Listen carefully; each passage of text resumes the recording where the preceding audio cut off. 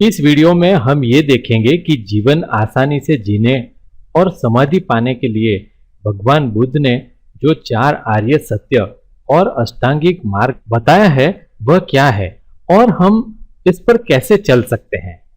मैं हूं स्वामी आनंद स्वरूप। यूट्यूब चैनल मफत सीखो में आपका हार्दिक स्वागत है। मफत सीखो का मतलब है निःशुल्क जाने।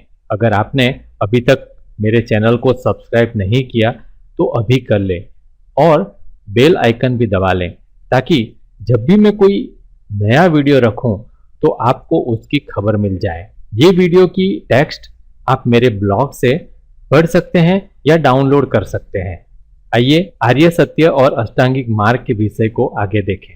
आज से 10-15 हजार साल पहले लोगों को समाधि के बारे में समझाने के लिए चक्रों और शरीरों की बात की जाती थी। फिर महर्षि पतंजलि ने समाधि पाने के लिए अष्टांग योग, यम, नियम, आसन, प्राणायाम, प्रत्याहार, धारणा, ध्यान और समाधि का मार्ग बताया। पर ज्यादातर लोग नहीं समझ पाए क्योंकि समाधि के आनंद का हमारा कोई अनुभव ही नहीं, इसलिए हमें समाधि के आनंद की बात आकर्षित नहीं करती और हमें लगता है कि इस दुनिया का आनंद ही सब कुछ है। इसलिए भगवान बुद्ध आज की परिस्थिति को ध्यान में रखकर सिर्फ हमारे दुखों की बात करते हैं कि दुख क्या है और हम कैसे छुटकारा पा सकते हैं। भगवान बुद्ध अपने समय में पाली भाषा में बोलते थे। वह सारी बातें बाद में पाली और संस्कृत में लिखी गई। पाली में उन्होंने जो 4 शब्द आर्य सत्य के लिए बताए हैं वह और उसका हिंदी अनुवाद इस प्रकार कर सकते हैं। पहला, दुख, संसार में दुख है। दूसरा, समुदय, दुख के कारण है। तीसरा, निरोध, दुख से निवारण है। चौथा, मार्ग, निवारण के लिए मार्ग है। और फिर उन्होंने दुख के निवारण के लिए जो अष्टांगिक मार्ग बताया वह इस प्रकार है। पहला, सम्यक दृष्टि, जैसा है वैसा देखना, अपनी धारणा को बीच में न लाना। दूसरा, सम्यक संकल्प, जो करने जैसा है वह करने का संकल्प करना, हठधर्मी न बनना। तीसरा, सम्यक वाक, जो है वैसा बोलना, अंदर कुछ और बाहर कुछ और न बोलना। चौथा, सम्यक कर्म, अपने हृदय के मुताबिक करना, दूसरों के मुताबिक न करना। पांचवा, सम्यक जीविका, जीवन के लिए जरूरी कमाई करना, हानिकारक व्यापार न करना। छठा, सम्यक व्यायाम या सम्यक प्रयास, किसी भी काम के लिए जरूरी प्रयास करना, आलसी न बनना। सातवां, सम्यक स्मृति, सही बातों को याद रखना और व्यर्थ बातों को भूलना। आठवां, सम्यक समाधि, पूर्ण बोध से समाधि पाना, नशीली दवाइयों से नहीं। तो आइए एक एक बात को विस्तार से समझे। पहला, दुख, संसार में दुख है। दुख की बात करने से पहले हम थोड़ी आनंद की बात करते हैं ताकि भगवान बुद्ध के इस सूत्र को हम बराबर समझ सके। आनंद 2 प्रकार के होते हैं। एक तो वह आनंद है जो समाधि पाने के बाद मिलता है, उसे हम सच्चा आनंद कहते हैं। दूसरा आनंद यह आनंद है जो हमें आनंद जैसा लगता है पर वह झूठा आनंद है, जैसे कि कुछ हासिल करने पर, संभोग करने पर या कोई चोर को सजा देकर जो आनंद मिलता है वह आनंद। आज हम जिसे आनंद कहते हैं वह ऐसा आनंद है जो हमें आनंद लगता है पर असल में हम उसे पाने की इच्छा करके और एक दुख की भूमिका तैयार कर रहे होते हैं। आज हमें सब जगह पर आनंद ही आनंद नजर आता है, कहीं दुख नजर आता ही नहीं। इसलिए भगवान बुद्ध को याद दिलाना पड़ा कि संसार दुख है। इस बात को उदाहरण से देखें तो ज्यादा समझ में आएगा। एक मित्र के बच्चे को सारे शरीर में फोड़े हो गए और उसमें से मवाद बाहर आने लगा, तो उसे जगह जगह पर ऑपरेशन करके सड़ा मांस बाहर निकालना पड़ा। अब ये मित्र इस ऑपरेशन का वीडियो बनाकर सब मित्रों को व्हाट्सएप पर भेज रहे हैं और कोई भी मिलता है तो उसे मोबाइल में ये वीडियो इतनी उत्सुकता से बताते हैं कि जैसे कोई खजाना मिल गया हो। ये सब देखकर मुझे प्रश्न उठा कि क्या इस मित्र को ये बात दुखदायी लगती है या इसमें इसे आनंद आता है। ऐसे ही लोग पहाड़ पर घूमने चले जाते हैं, इतना कष्ट उठाते हैं कि उनके पैरों में सूजन आ जाती है। एक मित्र ऐसे ही घूमने गए और उनके पैरों को बहुत तकलीफ हो गई। आने के बाद करीब 1 हफ्ते तक हॉस्पिटल में एडमिट रहना पड़ा। हजारों रुपये की दवाई हुई। अब ये सोच रहे हैं कि हमने बहुत अच्छा काम किया। सबको पूरी बात, कैसे पैरों में दर्द हुआ, क्या क्या कठिनाई हुई, ये सब बातें आनंद लेकर सुना रहे हैं। क्या इन्हें लगता है कि संसार में दुख है? ऐसे ही लोग शादी कर लेते हैं, फिर झगड़े होते हैं, कोर्ट कचहरी होती है, दोनों अलग हो जाते हैं। फिर 1 साल में दूसरी शादी कर लेते हैं, दूसरी शादी में भी वही झगड़े, कोर्ट कचहरी होती है, फिर अलग हो जाते हैं। फिर अगले साल तीसरी शादी कर लेते हैं और अगली 2 शादी की बात सबको सुनाते रहते हैं। अब प्रश्न ये है कि क्या इन्हें पता है कि मेरे ये सब करने से मैं दुख भुगत रहा हूं? क्या इन्हें लगता है कि संसार में दुख है? सब लोगों को पता है कि धूम्रपान करने से या गुटखा खाने से मुंह का कैंसर और दूसरा कैंसर हो सकता है, फिर भी झूठा आनंद पाने के लिए उसका उपयोग करते रहते हैं। फिर अपने आप को सच साबित करने के लिए इसके कई कारण भी बताते रहते हैं। शायद ये सब उदाहरण से आपको पता चल गया होगा कि क्यों भगवान बुद्ध को याद दिलाना पड़ा कि संसार में दुख है। संसार में झूठा आनंद पाने के लिए हमारी जो दौड़ है उसमें दुख है। दूसरा आर्य सत्य, समुदय दुख के कारण है। जब हमें ये पता चले कि धन पाने के लिए लड़ते रहना या शरीर सुख पाने के लिए दूसरों के सामने हाथ फैलाते रहने में दुख है, तब हमारी दृष्टि उस पर जाएगी कि ये दुख के कारण क्या है। हमें लगता है कि हमें जो दुख हो रहा है उसका कारण कोई और है। हम ये कहते हैं कि उसने ऐसा किया या वो खराब है इसलिए तकलीफ होती है। पर भगवान बुद्ध कहते हैं हमारी खुद की तृष्णा और अहंकार दुख के कारण है। तृष्णा का मतलब है कि दूसरे व्यक्ति या वस्तु से सुख पाने की इच्छा। जब भी हम ये सोचते हैं कि धन, पद, कोई वस्तु या कोई व्यक्ति को पा लेने से सुख मिल जाएगा और वह सब मिल जाने पर भी सुख नहीं मिलता, तो दुख पैदा होता है। अहंकार का मतलब है कि दूसरों से मैं बेहतर हूं ये दिखाने की इच्छा। यहां हर कोई ये दिखाने में लगा है कि मैं दूसरे से बेहतर हूं। जब दूसरा भी यही दिखाने की कोशिश करता है तब विरोध, घृणा, भय ये सब पैदा होता है। भगवान बुद्ध यहाँ ये बताना चाहते हैं कि दुख का कारण हम खुद ही है। इसलिए दूसरों को दोष देना छोड़ें और अपनी तृष्णा और अहंकार को समझे और छोड़े। तीसरा, निरोध दुख से निवारण है। भगवान बुद्ध तीसरे आर्य सत्य में कहते हैं कि निवारण है, क्योंकि हम सोचते हैं कि दुख किसी और वजह से है और हम उसमें कुछ नहीं कर सकते। जैसे हम सोचते हैं कि ग्रहों की दशा खराब है, कोई खराब शक्ति या साया है, या सोचते हैं कि पिछले जन्मों के कर्मों की वजह से हो रहा है, तो मैं क्या कर सकता हूं। हम ये सोचते हैं कि दुख में जीना ही हमारी नियति है, मैं उसे ठीक नहीं कर सकता। इसलिए भगवान बुद्ध कहते हैं दुख से निवारण हो सकता है, आप चाहे तो दुख मिटा सकते हैं। चौथा, मार्ग निवारण के लिए मार्ग है। फिर भगवान बुद्ध चौथे आर्य सत्य में बताते हैं कि दुख मिटाने का मार्ग है। अगर हम उस मार्ग पर चले तो हमारे सारे दुख दूर हो सकते हैं और हम शांति और आनंद में जीवन जी सकते हैं। भगवान बुद्ध का पहला आर्य सत्य संसार में दुख है, ये पढ़कर लोग सोचते हैं कि संसार पूरा ही दुख है और हम कभी आनंद में जी ही नहीं सकते, पर ऐसा नहीं। ये चौथे आर्य सत्य में भगवान बुद्ध ने बताया है कि मार्ग है, यानी वह मार्ग पर हम चले तो दुख को मिटाकर सच्चे आनंद में जीवन जी सकते हैं। भगवान बुद्ध ने यह नहीं बताया कि आकाश में कोई परमात्मा बैठा है या कोई गुरु है, वह आप पर कृपा करेगा और सब ठीक हो जाएगा, या ये नहीं बताया कि आप ये मंत्रोच्चार करो या इतनी पूजा करो तो सब ठीक हो जाएगा, पर यह बताया कि सब जिम्मेदारी आपके अपने ऊपर है। आपको अपना जीवन देखना पड़ेगा और जहां जहां गलती नजर आती है वहां वहां खुद ही सब ठीक करना पड़ेगा।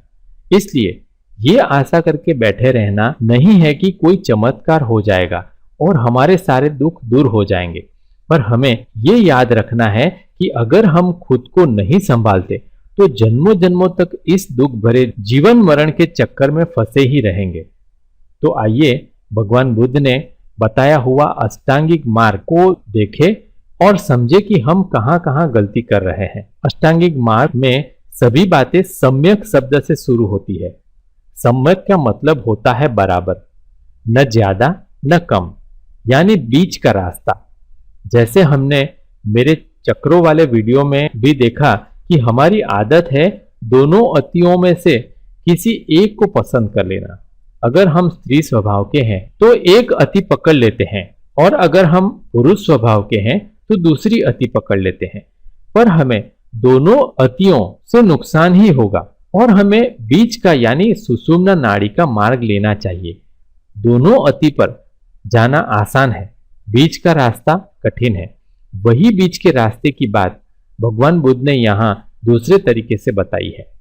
अष्टांगिक मार्ग का पहला मार्ग है सम्यक दृष्टि, जैसा है वैसा देखना, अपनी धारणा को बीच में न लाना। हम जब भी किसी व्यक्ति, वस्तु या प्रसंग को देखते हैं तो हम हमारे दिमाग में उसका एक मतलब निकालते हैं। वह मतलब हमने जो समाज और दूसरे लोगों से सीखा है उसके मुताबिक होता है। उदाहरण के लिए, जब हम अलग अलग धर्म, जाति, रंग के लोगों को देखते हैं तो हमारे मन में पहले से उनके प्रति कुछ धारणाएं होती है। हम कुछ धर्म, जाति या देश के लोगों को हमेशा खराब ही मानते हैं, या कुछ धर्म, जाति या देश के लोगों को हमेशा अच्छा ही मानते हैं। जरूरी नहीं कि यह व्यक्ति ऐसा हो, फिर भी हम अच्छा या बुरा सोचते रहते हैं। जैसे आप एक कार और बाइक का एक्सीडेंट हुआ देखते हैं, तब अगर आप ज्यादा कार चलाते हैं तो आपको लगेगा कि बाइक वाले का ही गलती होगा, और अगर आप ज्यादा बाइक चलाते हैं तो आपका लगेगा कि कार वाले की गलती ही होगी। कहने का मतलब ये है कि आपके मन में जो धारणा पहले से होगी उसके मुताबिक आप परिस्थिति को देखते हैं, जो असल में हुआ है वैसा नहीं देखते। इसलिए भगवान बुद्ध कहते हैं कि जैसा है वैसा देखो। हमारी सीखी हुई बातें कि ये कौन से धर्म का है, कौन से देश का है, कौन सी जाति का है, या पुस्तकों में इसके बारे में क्या लिखा है, वह हिसाब से मत देखो। जो परिस्थिति हुई है उसमें जागरूक होकर देखो। अगर आपको पता चलता है कि हाँ, मैं जो देखता हूं उसमें मेरी धारणा आ जाती है, तो उसे धीरे धीरे बदलने की कोशिश करें, क्योंकि धारणा इतनी जल्दी नहीं बदलती। जो धारणाएं हमने जन्मों जन्मों में बनाई है वह हमें तकलीफ दे रही है, पर उसे समझ के द्वारा निकालना होगा। अगर हम सरल हो जाएं तो आनंद प्राप्त होगा। दूसरा अष्टांगिक मार्ग सम्यक संकल्प, जो करने जैसा है वह करने का संकल्प करना, हठ धर्मी न बनना। अगर हमें दिखता है कि मैं गलत हूं, मैं गलत धारणा से चल रहा हूं, तो उसे बदलने के लिए संकल्प करना पड़ेगा, उसके ऊपर धीरे धीरे काम करना पड़ेगा। एक दिन में सब ठीक नहीं होने वाला। हमें यह भी याद रखना चाहिए कि जो हमें ठीक लगता है वह सच होगा, पर दूसरों पर उसे थोपना नहीं है। अगर दूसरों को वह बातें ठीक नहीं लगती तो उनको अपने मुताबिक करने की स्वतंत्रता है। हमें हमारी बात मनवाने में हठ धर्मी नहीं बनना। ये बात बहुत कठिन है, क्योंकि आप जानते हैं कि दूसरा गलत कर रहा है तो आप उसे सुधारना चाहते हैं। उसमें कई लोगों ने कई खून खराबा किया है। सच्ची बात मनाने से बात शुरू होती है और खून जैसी गलत बात पर समाप्त होती है। इसलिए सम्यक संकल्प करके अपने आप को सुधारे, दूसरों को नहीं। तीसरा अष्टांगिक मार्ग सम्यक वाक, जो है वैसा बोलना, अंदर कुछ और बाहर कुछ और न बोलना। ये आर्य सत्य मार्ग सर्वाधिक कठिन है, क्योंकि हमारी आदत छल कपट करके झूठ बोलकर अपना काम निकाल लेने की है, और अगर हम जैसा है वैसा बोले तो बहुत तकलीफ होती है। यानी सच बोलना कठिन है। हम लोगों को घर पर बुलाना नहीं चाहते, फिर भी कहते हैं आओ कभी घर पर। प्रेम नहीं होता फिर भी प्रेम दिखाते हैं। मान नहीं होता फिर भी मान देने का ढोंग करते हैं। सच बोलेंगे तो धंधा बिगड़ सकता है, नौकरी जा सकती है, बीवी रूठ सकती है, और भी बहुत सारी बातें हो सकती है। पर झूठ बोलते रहें तो हमारे जीव में ब्लॉक बन जाते हैं। और वह ब्लॉक हमें सभी तरफ से रुग्ण कर देते हैं। अब हमें नक्की करना पड़ेगा कि हमें क्या करना है। झूठे आनंद को पाने के लिए झूठ बोलते रहना है या हमारी सारी चालाकियां छोड़कर सीधे सरल होकर जीना है ताकि झूठ बोलना ना पड़े और सम्यक वाणी बोलकर सच्चा आनंद प्राप्त करना है। चौथा अष्टांगिक मार्ग है सम्यक कर्म। अपने हृदय के मुताबिक करना, दूसरों के मुताबिक न करना। ये आर्य सत्य मार्ग को समझना भी मुश्किल है क्योंकि लोगों ने स्वच्छंदता को अपने हृदय के मुताबिक करना मान लिया है। आर्य सत्य के दूसरे मार्गों के संदर्भ में देखें तो पता चलता है कि यहाँ स्वच्छंदता करने को नहीं कहा। जैसे बहुत लोग आलसी होते हैं, काम नहीं करना चाहते। वह लोग इसका गलत मतलब निकालते हैं कि मैं सोया ही रहूंगा, मैं कोई काम नहीं करूंगा या कोई जिम्मेदारी नहीं लूंगा क्योंकि मैं मेरे हृदय के मुताबिक कर रहा हूं। अपने हृदय के मुताबिक करने का मतलब स्वार्थी या आलसी होना नहीं। यहाँ ऐसे काम करने के बारे में बताया है कि जो काम करने के लिए हम खुद का जमीर मार डालते हैं। हमें पता होता है कि ये काम गलत है, फिर भी दूसरे किसी को खुश करने के लिए या किसी के दबाव में या दूसरे किसी कारणवश करते रहते हैं। गलत काम को करने के लिए बहाने ना ढूंढें। जो गलत है उसे गलत देखकर छोड़ने का प्रयास करें। जो काम हमें आनंदित करता है वही करें। पांचवा अष्टांगिक मार्ग सम्यक जीविका। जीवन के लिए जरूरी कमाई करना, हानिकारक व्यापार न करना। आज हमें जिंदा रहने के लिए कुछ कमाई भी करनी पड़ती है, पर इस आर्य सत्य मार्ग के मुताबिक हमें ये देखना है कि क्या मैं मेरे जीवन के लिए जो जरूरी है उतनी कमाई करता हूँ या सिर्फ दिखावा करने के लिए ज्यादा कमाई करता हूँ।